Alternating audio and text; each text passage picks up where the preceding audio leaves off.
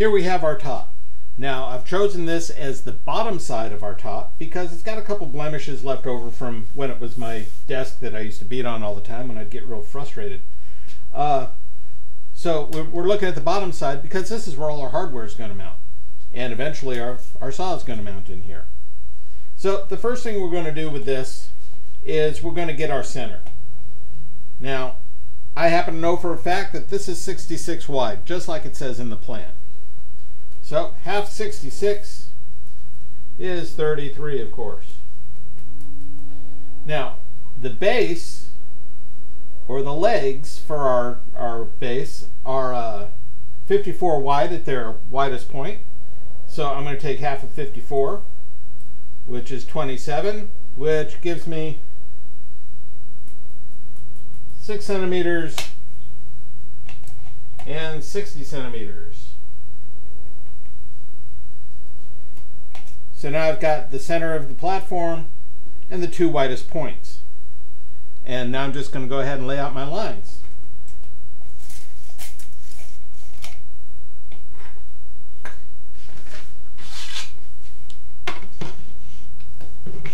Now I know for an absolute fact that the front side of my saw table is perfectly square with this edge, so I've got no problem setting it up like this.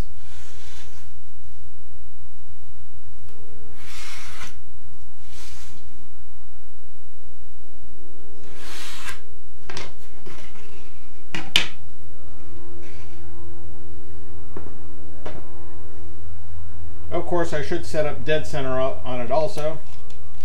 So, in this case, my tabletop is 50.8. 50.8. So, what's that? That's 25.4. And I'll go from my front side since that is my reference.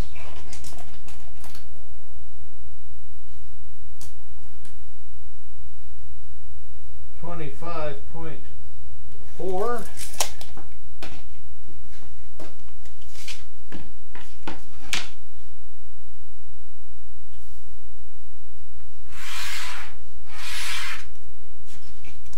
And now I have my dead centers. Now why is this important? Well, we've got hardware to mount on this thing. We have our leg braces, which are also going to be our leg pivots. And we have our U-brackets, or our vertical support brackets. And those are going to go 5 millimeters from the edge here. So I will grab my combination square, which is set for 5 millimeters. And once again, I'm using my face edge as my reference. So I just have to hold my pen. And there I've got a 5 centimeter line all the way across. So I know that my legs are going to take up this much room. My bracket has to be outside my legs. So I've just drawn the square up for my bracket. And while I'm standing here, I will mark the holes.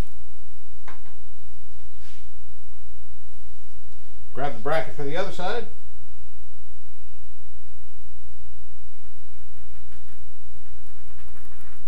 And mark the holes. I do get confused when I turn things upside down, so I should mark this as the right side and the left side, so I know which bracket to use where, since that's how I mark them. Now for these pieces, these are a little bit wider than our legs. That's the way the legs fit in them to allow us to have the pivot. So what I'm going to have to do is lay out for the center of the leg that's coming up. I know my legs are 9 millimeters wide because that's how wide 9 centimeters wide, because that's how wide a 2x4 is. So I'm going to come out here to 6, give myself 4.5 more, which will be 10.5.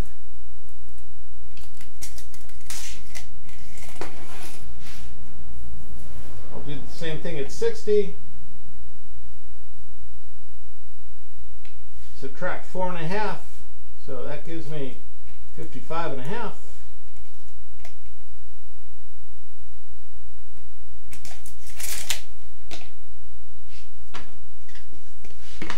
And again, I'm going to give myself a little line to follow.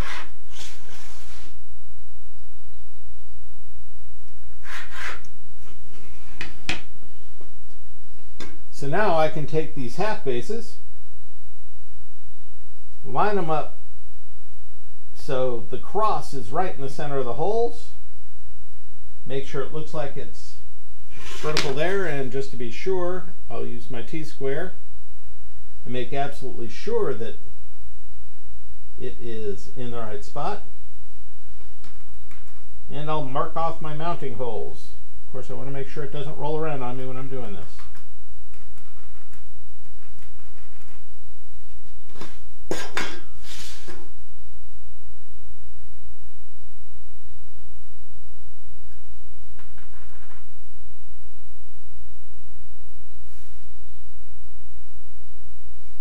I got lucky and that one stayed in the right place, or close enough anyway.